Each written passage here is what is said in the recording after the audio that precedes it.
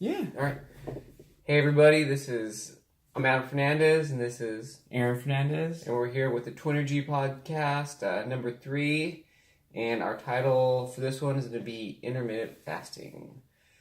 With intermittent fasting, it's not a diet, more so is that it's just a kind of a window for you to eat. And with that, you kind of want to have a baseline of about 12 hours in a day where you're not intaking anything other than water. From what I've heard, you could take in tea that has nothing in it, also just straight up black coffee during that time as well, because you don't want to take in any calories. But my brother and myself, Yes. stick with water during those hours. So what you kind of want to do, you want to have 12 hours of eating and, like I said, 12 hours of not eating. And what we usually do, probably about 4 days a week or so, we have about an 18-hour window of where we're not eating. So we stop eating around 12:30, 1 o'clock, and then we'll go ahead and eat again the next morning around 7 in the morning. So we get that 18 or so hour window.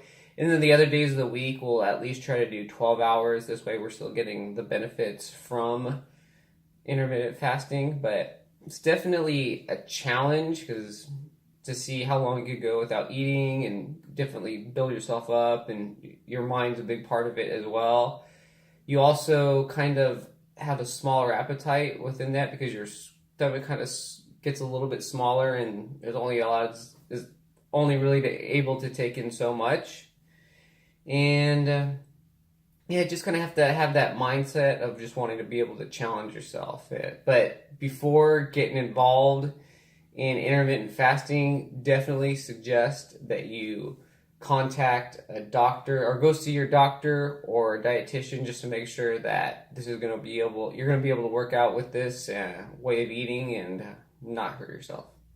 So Yeah, and just to finish that up, I feel that it helps with your self-restraint because you learn your capabilities that typically you want to eat. You want to snack throughout the night, but having that self-restraint, and it's not just helpful with intermittent fasting, but also helps with so many other avenues of your life of self-restraint, whether it's going on social media, watching TV, doing things you shouldn't.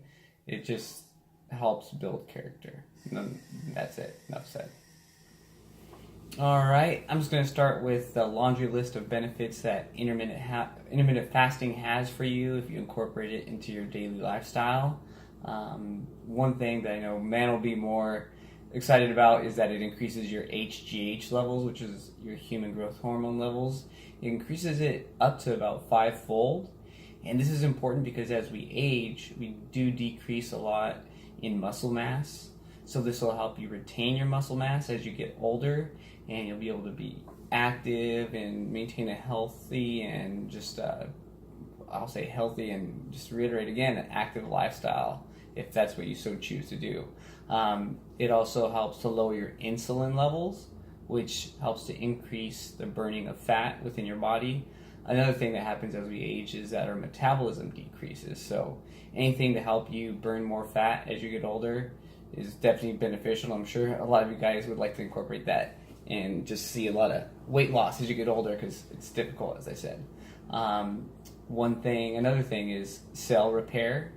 What's happening since you're not continually fueling your body with food, whether it's food or different beverages, once the fuel sources are depleted, it starts looking internally for fuel sources. So maybe it starts getting different deteriorated cells throughout your body, your organs, and your brain, and it starts to break those down. And in the process, it allows new cells to proliferate all throughout your body, whether it's, like, again, your organs, your brain, help with your cognitive functions, and it's just beneficial all around.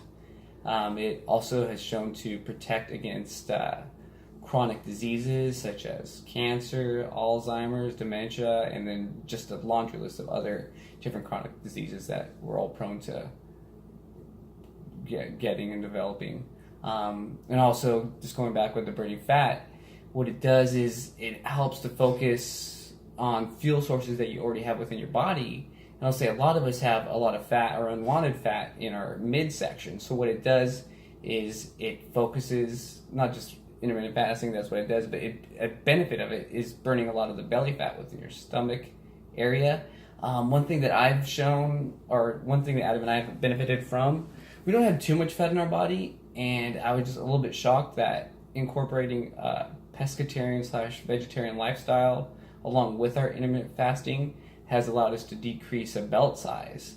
And like I said, I was shocked because I didn't know that I had that much to deplete from. But it is beneficial, like I said, incorporate. It's anecdotal, but it's beneficial to incorporate a healthier lifestyle of eating along with intermittent fasting. Those of you who have type 2 diabetes, it helps you to be more insulin resistant. And basically, type 2 diabetes is something that you develop as you age, and it's all dependent on your diet. Type 1 diabetes is something that you're born with. So, like I said, if you incorporate this, it could help you get out of being a type 2 diabetic. But another benefit is that it reduces your oxidative stress levels, as well as your inflammation that's accumulated within your body.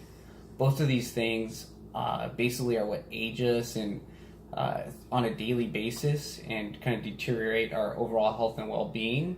But by decreasing both of those, it'll help you be less prone to developing different chronic diseases or ailments in general. In regards to heart health, it helps to lower your blood pressure, decrease your LDL and triglyceride cholesterol levels, and it also helps to decrease your inflammatory markers. And all that is beneficial to your heart, your overall health and well-being, and just releases a lot of the stress that is on your heart, whether it's your daily stress levels, your diet, exercise, whatever. Anything to benefit your heart is definitely beneficial in the long run. It helps with your overall brain health. Kind of as I said earlier, when you are doing the intermittent fasting, it decreases or starts processing a lot of old cells that are all throughout your body, especially your brain, and it helps to create new nerve cells, which help you with your cognitive function, a lot less fog on a daily basis, and definitely who doesn't want to have a better memory and have less fog on a day-to-day basis. But also it helps to repair your DNA, which improves your health significantly. It also helps to lower your chances of depression. Basically, it's increasing your serotonin production, which is basically your the happy chemicals that your brain produces. Another way to increase your serotonin levels are to just go on a walk outside. Being outside and getting that sun, elevating that heart rate, all that stuff has shown our studies have shown that it increases your serotonin levels, and studies have shown that it increases your serotonin levels even better than taking antidepressants, which are supposed to combat depression. But also, intermittent fasting has shown in animal studies that it decreases your likelihood of a stroke. And one, last but not least, definitely an extreme benefit is that it increases your lifespan. Part of the reason is that you're eating less, you're not snacking at night, a lot of times when you snack at night, they typically tend to be bad decisions, chips, cookies, sweets, whatever it may be, but it decreases those things in your day-to-day diet. But also just another way to increase your lifespan is to make a conscious effort of decreasing the amount of food you eat. Not just by doing intermittent fasting, but making a conscious effort to eat a lot less during breakfast, lunch, and dinner. Don't overeat. A lot of the times our eyes are bigger than our stomach and we just continue to eat. But doing all that will definitely increase your lifespan. And just in general, with all these benefits, I don't see why someone wouldn't want to incorporate intermittent fasting into their day-to-day regime. But yeah, is there anything you wanted to add in regards to benefits? No, or maybe just with those benefits, just after all the ones that you listed, they're just perfect reasons why to incorporate intermittent fasting on a daily basis, which we both do. So yeah, just you see so many different ways that you can help yourself, and then if you want to share it with somebody else you know and help them out as well. Yeah, we've done it for a couple years now, and I definitely feel as though I don't get sick as often. I don't know if it's a placebo thing, but I feel more active. I bounce back. I get relatively better sleep. But I've noticed a laundry list of things, whether it's these things that I listed or just my overall energy levels and just my overall sense of well-being and how I feel on a daily basis. I'm going to start off kind of with some tips that you can use in your adventures through intermittent fasting. Number one, which we do, is stop eating around 12:30, 1 o'clock. This way you kind of have that last meal, try to make it as big as possible. This way it lasts the rest of the day. And kind of, at least I feel... It's a little extreme on our part, but yeah. Yeah, I agree. But you have that last meal, and this way you finish your work day, go home, do your workout, do any chores you need to do at home, that's all the things that we do. And then by the time you know it, you're ready to go to bed, and then you get those other intermittent fasting hours of sleeping, so you're not really thinking about eating, unless some people might, but yeah, you're dreaming about food. But so that kind of helps us, starting earlier in the day, and then lasting through the night, and then making those sleeping hours of intermittent fasting. And then number two would be to eat in the morning. This way, sometimes I've noticed for myself, if I kind of switch my intermittent fasting up and I waited till noon to eat for the first time after not eating in the evening before, like, I might get cramps, headaches. I think of like what I'm going to eat, just think of being hungry, and it kind of just gets me off of focus, and I can't focus on what I'm supposed to be doing at the moment. And so that this way, having the meal earlier in the day, I'm able to have that focus and just get it out of the way and not have to worry about it. And then 3, I would say meal prep. This way, when you have your meal set up, you make it up, and when it comes time to eat, you don't have to wash your food, prep it, cut it, cook it, and this way it's there and it's ready for you to eat, and you can start your eating process until keep it within your window of intermittent fasting. 4 is, let's say, start off at 12 hours and see about increasing your intermittent fasting hours, say 13, 14, 15, 16, however long you could go, and just kind of go from there. This way you kind of just build up. You don't go 24 hours right off the bat and then hate intermittent fasting and never do it again because you get sick or headache or stomach ache or whatever. Kind of like working out and going hard in the beginning and getting discouraged after the Yeah, fact. and I agree. So it's like, don't go too hard too fast. Just kind of gradually step it up and just make sure you're kind of going from there. And on occasions with us, sometimes we'll do 24-hour periods of intermittent fasting, and then we haven't done that in a little bit, but we'll probably try to do it next week or something. But yeah, it's just good. Just kind of test yourself and just kind of see what you can do. And number 5, I'd say drink a lot of water. This way you hydrate yourself, and you're also kind of filling your stomach up at moments when you're not going to be eating and you're not filling it up with food. At least you're filling it up with something, so you kind of have it kind of expanding, and you hopefully satiate that hunger, even though it's just water and doesn't have any kind of flavor. I don't put any kind of flavor in my water. No, I just plain water, and it does help you to sustain your hunger. I feel it does, whether it's a psychological placebo effect, but drink a lot of water helps. Yeah, so just as a recommendation, do that, so it kind of helps you expand your stomach and you fight those hunger pains, and you'll be good from there. So that's what I say. Yeah, and just like you said, kind of reiterate what we mentioned earlier, it helps you increase what your capabilities are, what you're able to do, and your self-restraint. And one thing it does also benefit, it helps your sleep, because you're not eating too close to going to bed, and usually when you eat too close to going to bed, your body's digesting, and it kind of interrupts your sleep process. So doing this also helps benefit your sleep as well. All right, I'm going to discuss a couple ways to help sustain your hunger while incorporating intermittent fasting into your diet or into your lifestyle, and just some of the things you can incorporate into what you eat on a daily basis. First off is beans. The protein, whether it's pinto beans, chickpeas, garbanzo beans, or even black beans, the protein within them basically digests a lot slower than it would if it was carbs or so on and so forth. So it helps sustain your hunger a lot longer than it typically would. One type of bean that we usually eat a lot are garbanzo beans, also called chickpeas. But throw a little olive oil on them, some garlic salt, just kind of stir it around. And it tastes cilantro. Oh yeah, cilantro. We recently threw that in there, and it tastes pretty darn good. But throw it in there, it tastes pretty bomb. At least my opinion. I don't know about you. I agree. It's good. Adds to the flavor. Easy to make and doesn't cost too much.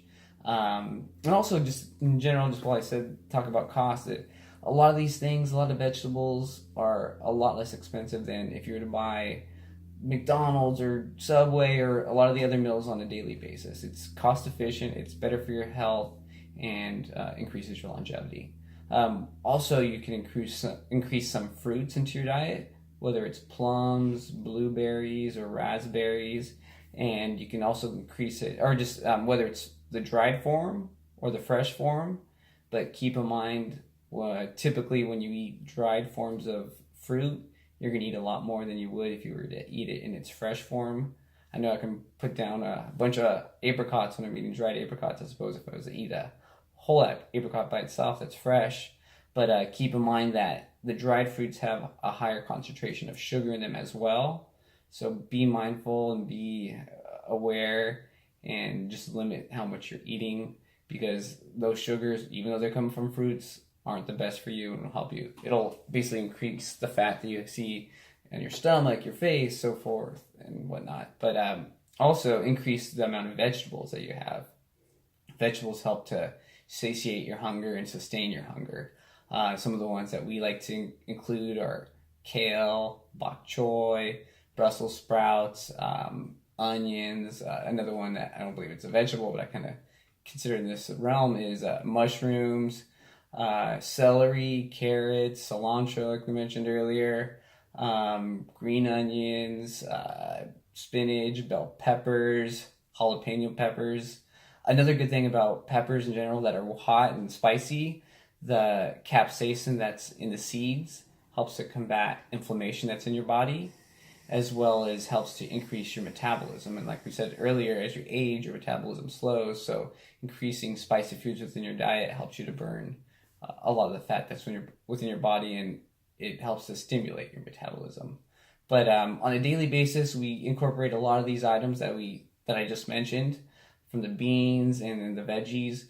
We don't typically include a lot of the fruits for the fact that I said earlier they have a lot of sugars. If we do, we'll include figs, dried figs, and dried apricots. But really limit. That would be on the weekends. Yeah, they get addicting. You have it, and then you're like, oh, I'll do it just Nature's 1 week. candy. And then you have it one weekend, you have another weekend, then you have it during the week, and it's just don't make it habitual. It becomes a habit, definitely. Yeah, but for me at least. Yeah, like he said, it's like Nick said, nature's candy, and it just becomes so easy to eat and pop them in your mouth. You don't want to be like Veruca Salt from was it Charlie and Chocolate Factory? Yeah. She blew up like a little blueberry, wheeling her around in there, because it's definitely what's going to happen. You're going to get chubbier and fat because you're increasing all those sugars. You think fruit is good because it's fruit, but a lot of times it's not much better than any of the candies you can buy on the shelves. But also in regards to the fruits and vegetables, increase a variety of colors that you're intaking, because not only are you helping to sustain your hunger, by increasing a variety of colors, you're getting nutrients from the different colors of the different fruits. Like some of them may be more beneficial towards your vision, your brain health, your stomach health. It all depends on the different colors. So incorporate a wide variety of colors within the fruits that you eat. Also, I hadn't mentioned it earlier, but increasing your intake of water helps to sustain the hunger and keep it satiated. But and I typically drink about maybe 3 to 4 32-ounce little jugs of water on a daily basis. You definitely get a little exercise going back and forth to the restroom, but we also do it. Oh, but the other point I was going to make is don't do it too late in the evening. Maybe taper off a lot of the water intake towards the end of the night, maybe 2 to 3 hours before going to bed, because you don't want to interrupt your sleep. You're going to be going to the restroom all night long. You definitely want to have a great night's sleep just to benefit your health and wellness in general. And just something else that I just want to touch base on again, just reiterate, piggyback on, is it helps increase your self-control. By doing all these and eating better, it doesn't just, it exists everywhere in your life. Again, social media, doing things you shouldn't, it just helps build character and it helps build your self-restraint. Is there anything else you want to add in regards to some things you should be eating or not eating? I think you kind of covered it all, but yeah, it's just kind of incorporating it, maybe more of a vegetarian-based diet rather than just with the benefits of it and helping to break down a lot slower than just eating a bunch of meats or sugars, or the sugars process a lot quicker. So yeah, definitely with those sugars, stay away from them as much as possible because it's a fast-burning fuel. So if you're trying to sustain your hunger for over a 12-hour period, eating a bunch of sugars really isn't going to help you. So you're going to just want something that kind of breaks down very slowly and helps you out that way. But yeah, that's what I say.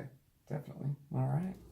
Some things that you can do with intermittent fasting is kind of when you just before you start on the process of doing it, kind of take note on how you may be feeling in the moment, or like health, maybe your brain, your body, any kind of aches and pains, and just kind of take note of that beforehand. And then also go ahead during the process of your daily intermittent fasting, however long you end up doing it, whether it becomes a daily habit of yours or just kind of something to try out. Take notes on how you feel during the process as well. Just like, oh, I'm kind of noticing this changing, I'm noticing that changing. And then once you kind of get to the end of it and you feel you've done it on a regular basis, take stock and note on how you feel altogether. Like, okay, at the beginning I felt this way, and then it started changing this, and now I feel as if brain fog is lifted, my inflammation is better, my appetite's a little smaller, I have lost some pounds around the waist. So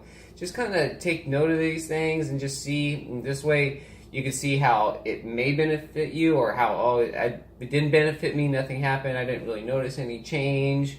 But then also, if that happens, if you didn't see any change, you didn't notice anything, see what you might have been eating in the moment as well while you're doing that, or just other different lifestyle things that you may be involved with that may not be helping you along this intermittent fasting process.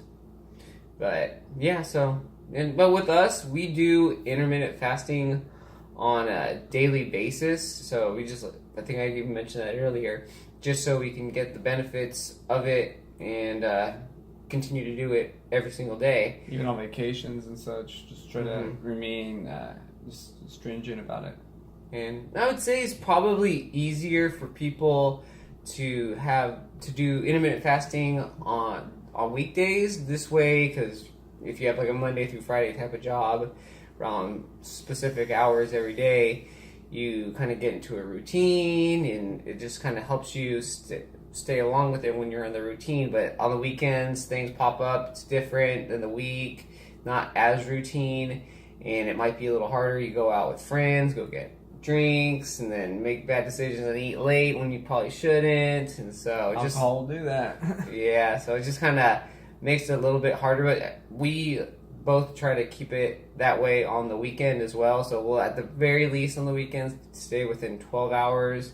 But yeah, nobody's perfect. So if you want to take a break on the weekends, feel free to do it and just do it during the week. But yeah, we just want to keep it on a daily basis as long as we can. And as Aaron mentioned earlier, we've been doing it for a couple of years. So my plan is just to keep it going until whatever.